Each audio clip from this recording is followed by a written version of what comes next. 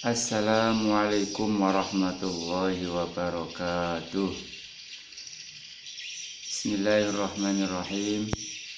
Segala puja dan puji bagi Allah Subhanahu wa Ta'ala yang telah melimpahkan taufik, hidayah serta inayahnya kepada kita sekalian, sehingga pada pagi hari ini kita bisa bertatap muka dalam suasana yang bahagia.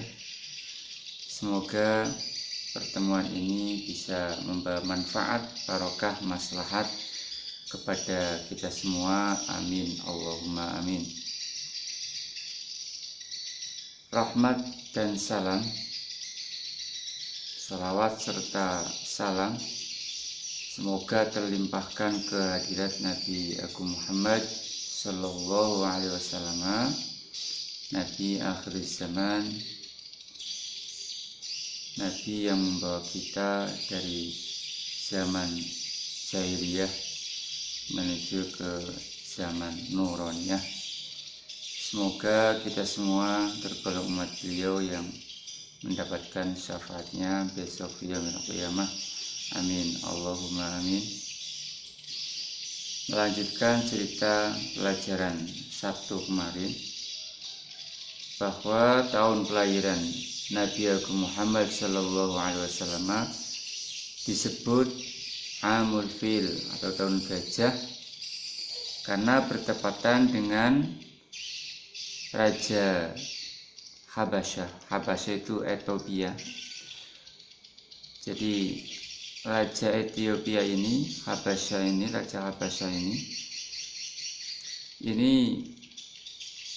waktu berdagang ke Yaman, ternyata melihat orang-orang Yaman pada pergi ke Mekah untuk menunaikan ibadah haji. Jadi waktu itu sebelum Nabi diutus pun, Mekah sudah menjadi rujukan orang-orang untuk beribadah haji.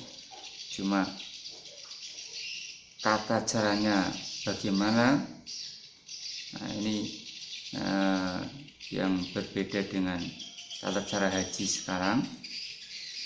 Yang jelas mereka sudah berhaji sejak dulu. Nah, ketika Raja Habasyah ini ke Yaman, ternyata mendapati orang Yaman pada pergi ke Mekah.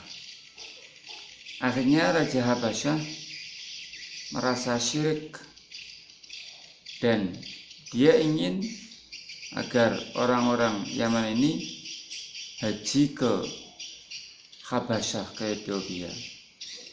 Akhirnya Raja Habasyah ini mendirikan sebuah gereja yang sangat megah.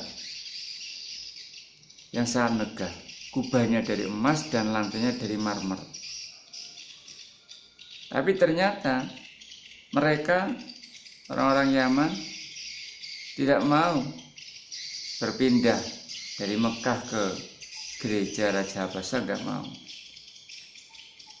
Sehingga Raja Habasyah marah dan merasa syirik. Puncaknya ketika orang Arab ini membuang kotoran di gereja tersebut. Akhirnya Raja Habasyah mengirimkan tentara ke Mekah, di mana dalam tentara itu ada gajah yang besar.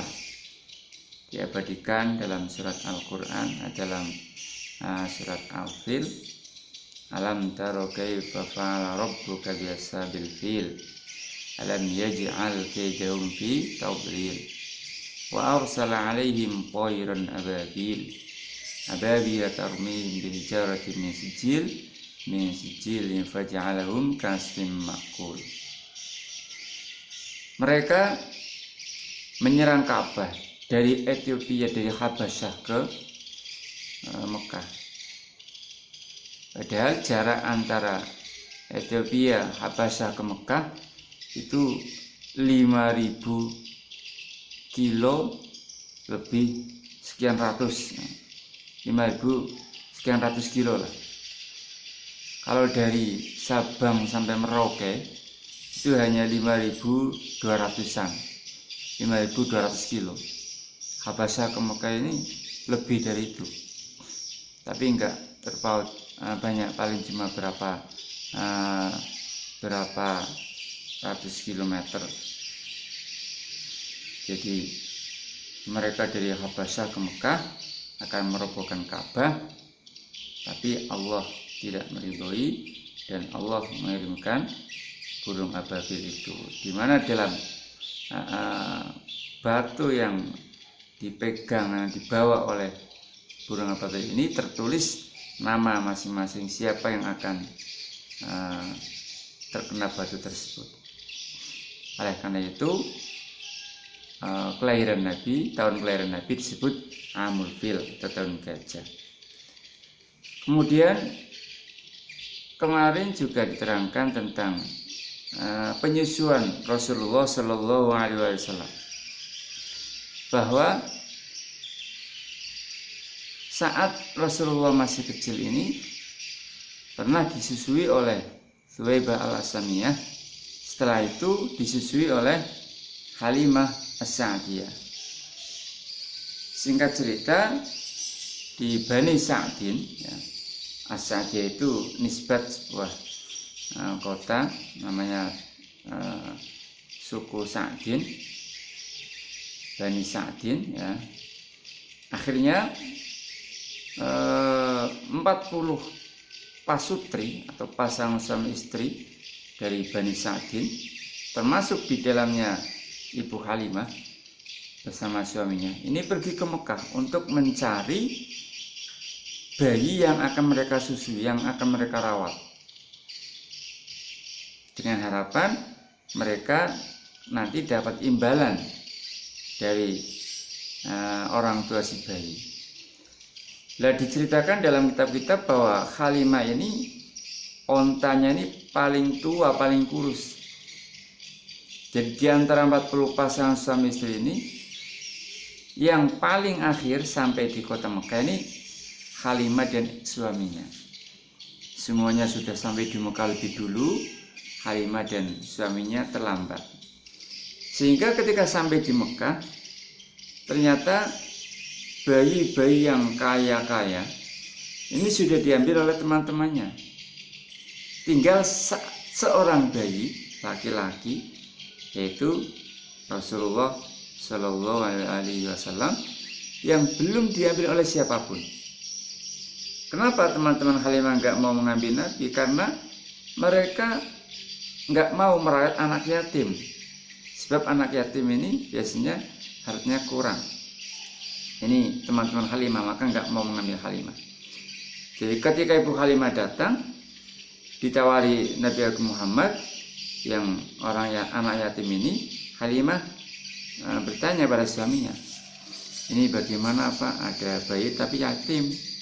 Ya, sementara kita kesini kan mau mencari sumber penghasilan melalui merawat anak bayi. Kalau anak yatim kan berarti nggak punya. Kata ayahnya, coba kita lihat dulu bayinya. Akhirnya Halimah dan suaminya ini pergi menengok Nabi Agung Muhammad Sallallahu Alaihi Wasallam yang masih kecil. Lalu sampai di sana,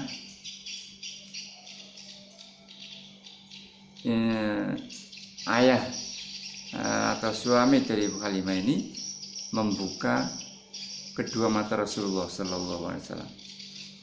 Begitu anehnya, begitu mereka membuka kedua mata Rasulullah yang masih kecil ini, ada sinar yang menjulang ke langit. Lalu dengan serta-merta suaminya ini berkata, Halimah, kalau kita nggak mengambil bayi ini, kita rugi. Ini bukan bayi biasa. Akhirnya Halimah mau. Enggak, Halimah menggendong Nabi kecil, dia bawa ke Ka'bah. Pada saat itu di sekitar Ka'bah itu masih banyak berhala. Anehnya ketika Rasulullah dan yang digendong oleh Halimah ini datang di Ka'bah, berhala-berhala yang terbuat dari batu ini, ketika Halimah masuk menggendong Nabi Muhammad, semuanya menundukkan kepala. Padahal berhala itu batu, tapi bisa mendorong kepala.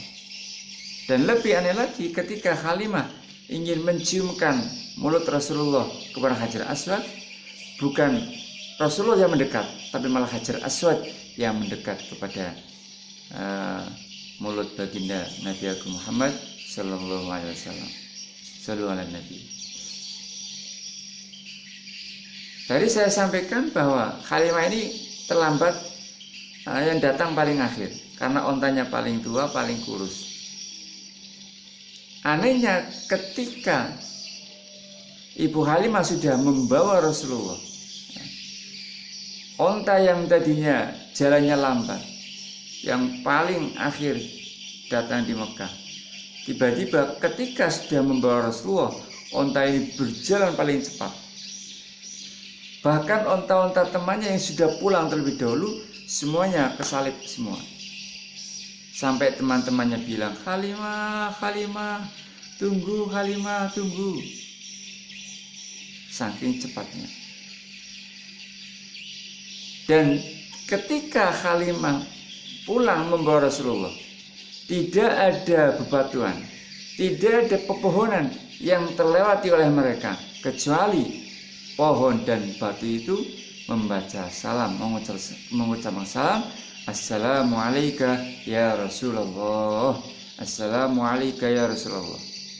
Dan ketika Ibu Halimah singgah di sebuah atau di bawah pohon yang kering, tiba-tiba pohon ini menjadi hijau dan menjadi rindang. Sallallahu alaihi Nabi.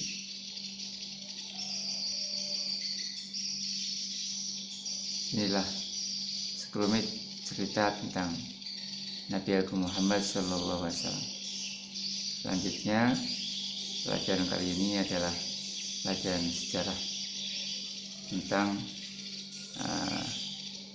wafatnya ibu beliau dan perawatan beliau setelah ibunya wafat. Mari kita simak bersama. Assalamualaikum warahmatullahi wabarakatuh.